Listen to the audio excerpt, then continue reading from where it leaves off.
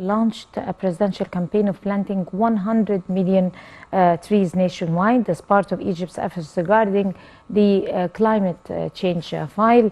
Meanwhile, the government has also exerted great efforts to support the Egyptian industry through different steps as the part of the START initiative. So during the inauguration ceremony of New Mansoura city in the Qahliya Governorate, President Al-Sisi was briefed on the latest developments of Plant, that is an initiative, and Start, another initiative. To shed more light on those two initiatives, we're very delighted to be having with us live over the phone Dr. Amira Sabek. She is a human development expert. Good morning, Dr. Sabek. Good morning to you and all your audience. Good morning to you. If you could please brief us over the first initiative, which is Plant, and it's very important, of course.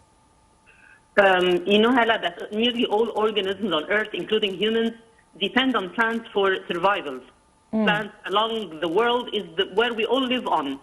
So it started with the United States and the world facing enormous challenges related to the production of food and energy, maintenance of environmental quality, and the mitigation of climate change.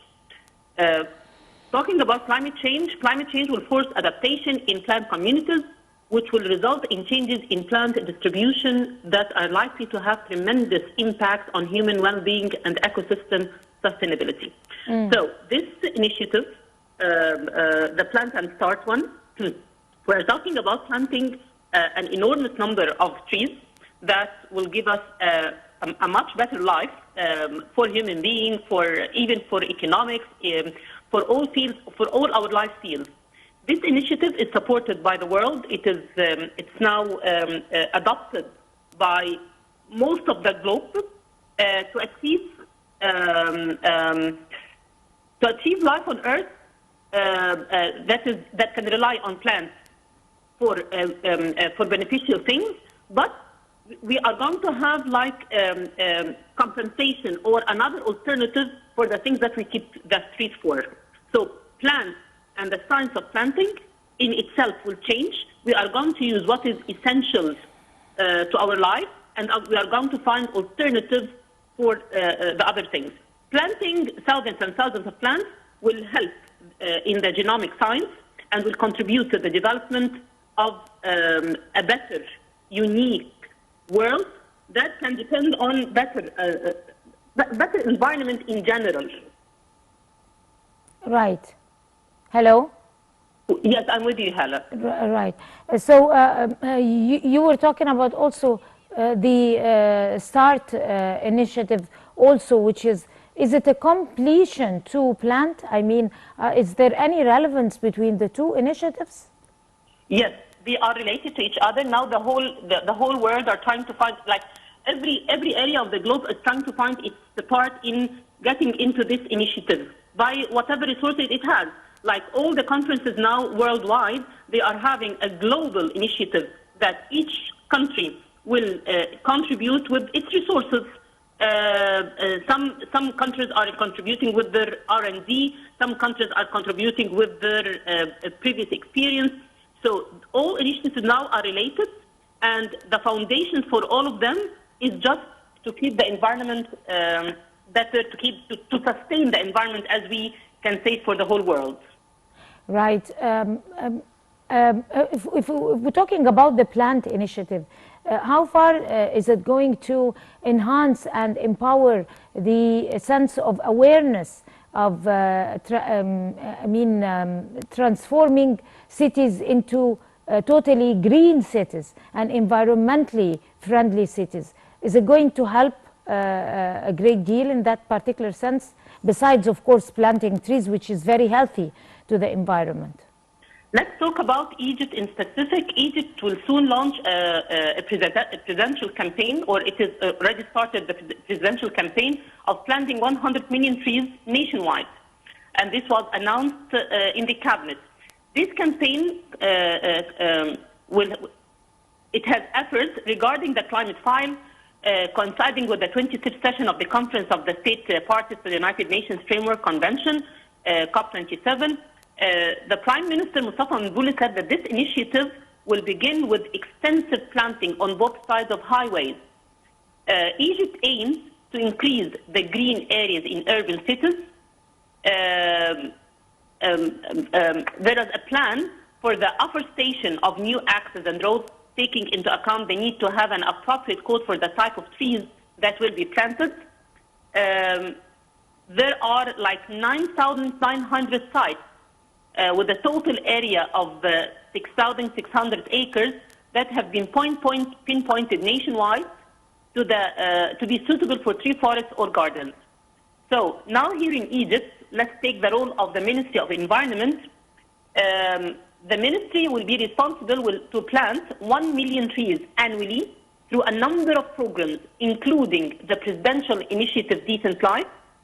The trees would be planted in the most polluted areas along main roads. In addition to this, new nurseries would be established across all governorates, and the minister or the ministry is keen on planting or starting planting programs that would be carried even in schools, universities, institutes, neighborhoods, local units, youth centers, and so on. So what we mean that now we have like 33 forests that are available in various governorates, and many trees of forests depend on treated sewage water in irrigation. So the need for a mechanism to ensure the availability of the water needs this initiative, and that's what the government is working on now. Right.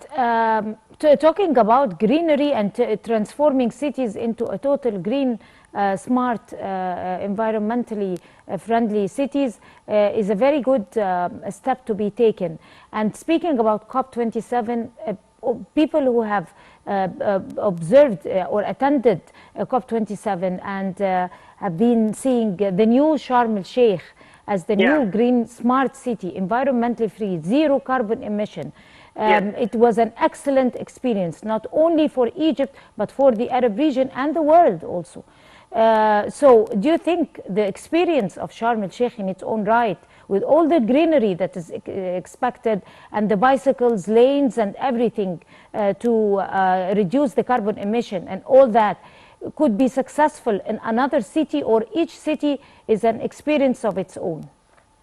Definitely, we can say that there is an infrastructure for the way we are handling cities. There is a main plan for all, but we are tailoring the circumstances that we are going to do this initiative according to the resources of each city. But the infrastructure, the thinking beyond the initiative is the same. We are now working on the knowledge, how to do things. We are working on how to bring resources. For example, starting with the new administrative capital was easier to work on because we started having almost the resources.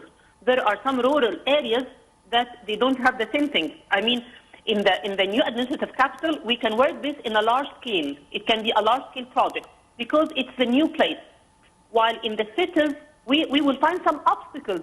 The planning is the same, the knowledge is the same, but we have to tailor things according to the circumstances of each city. And I'm sure that Egypt or any other country who started these initiatives made a big study to know the gap that needs to be filled in each place. So a gap analysis was made, and according to it, there are now initiatives and work and programs to fill in these gaps. Right. Mrs. Amira Sabek, of course, the human development expert, would like to thank you so much, and a beautiful day to you. And by this, we come to the end of this edition of The Breakfast Show for this morning. Many thanks to all of you. Until we see you again tomorrow morning, that's a goodbye. You have a beautiful day.